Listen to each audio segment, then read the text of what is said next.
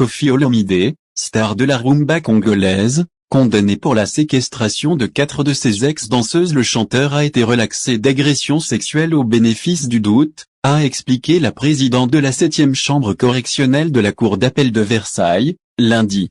Revirement en appel, Koffi Olomide, star de la rumba congolaise, a été relaxé, lundi 13 décembre, des chefs d'accusation d'agression sexuelle sur 4 de ses anciennes danseuses, mais condamné à 18 mois d'emprisonnement, avec sursis probatoire de 3 ans, pour les avoir séquestrées lors de ses tournées en France. En première instance, en 2019, le tribunal de Nanterre l'avait condamné à 2 ans de prison avec sursis pour atteinte sexuelle sur l'une des jeunes femmes, déclarée mineure au moment des faits. Elle avait relaxé des poursuites concernant les 3 autres. Le ministère public avait fait appel. Déclarations évolutives. La relaxe quant aux agressions sexuelles est prononcée au bénéfice du doute, a expliqué la présidente de la 7e chambre correctionnelle de la cour d'appel de Versailles, évoquant notamment des déclarations évolutives, parfois contradictoires, des plaignantes. En revanche, leur séquestration est établie sans aucun doute. Elles étaient privées de toute liberté et surveillées de manière constante par 2 complices de Koffi Olomide entre 2002 et 2006 dans un pavillon de banlieue parisienne, où des serrures avaient été installées sur les volets.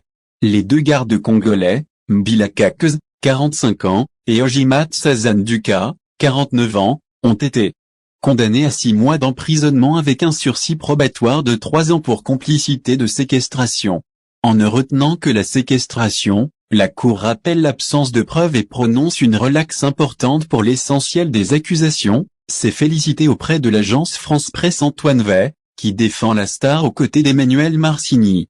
Monsieur Olomide pourra désormais tourner la page de cette affaire qui le poursuivait depuis des années, a-t-il ajouté. Ce dernier, présent à son procès en octobre mais absent au délibéré, avait fustigé des mensonges, des récits concertés, un complot pour casser sa carrière. À Kinshasa comme à Brazzaville, la rumba dans la peau. Les plaignantes seront nécessairement déçues sur l'infraction d'atteinte sexuelle, puisque c'était pour elles la chose la plus importante, a déclaré à l'issue du délibéré David Desgranges, qui représente 3 des danseuses.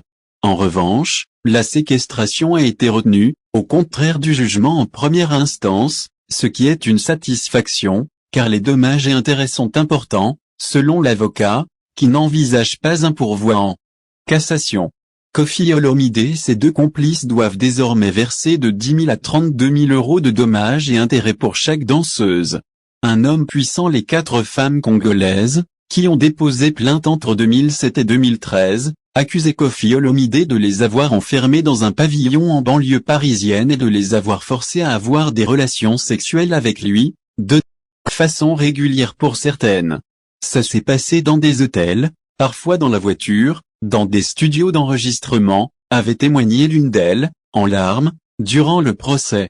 Depuis, aucune n'est retournée au Congo, confiant à la barre leur peur des conséquences face à une star internationale qu'elle surnommait avant l'affaire le président.